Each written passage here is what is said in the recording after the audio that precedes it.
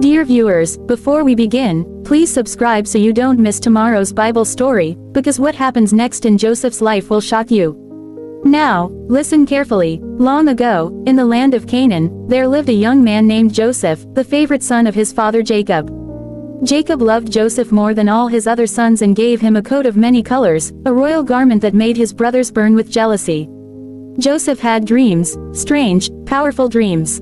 One night he dreamed that 11 stars and the sun and moon bowed before him. He told his brothers, and their eyes turned dark with anger. "So you think you'll rule over us?" they hissed. But Joseph didn't understand what God was showing him, a destiny greater than he could imagine. One day, Jacob sent Joseph to check on his brothers who were tending flocks far from home.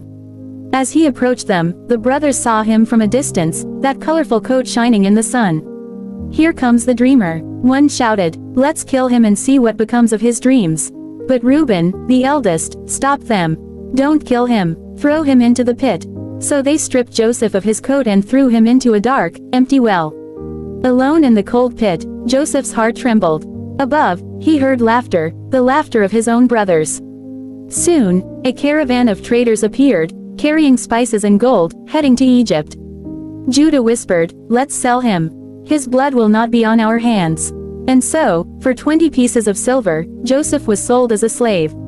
His brothers dipped his coat in goat's blood and lied to their father, saying a wild beast had devoured him.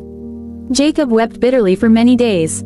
Meanwhile, Joseph was carried away, chained, frightened, and betrayed, to the strange land of Egypt. He was sold to Potiphar, an officer of Pharaoh. But even in a foreign land, God was with Joseph. Everything he touched prospered. Potiphar made him master of his entire house. But darkness returned. Potiphar's wife saw Joseph and tried to tempt him. Day after day she whispered, "Lie with me." Joseph refused, saying, "How can I do this great evil and sin against God?" One day, when no one was around, she grabbed his robe, and he fled, leaving it in her hands. Enraged, she screamed, "This Hebrew tried to attack me." Potiphar believed her lie and threw Joseph into the king's dungeon. Now Joseph sat in a cold, dark prison, forgotten, alone, innocent.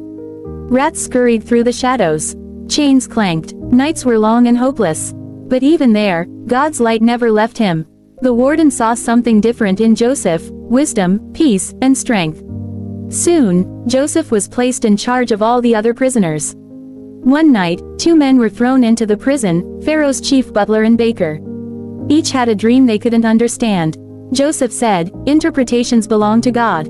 Tell me your dreams." He revealed the meaning. The butler would be restored, the baker would be executed. And exactly as Joseph said,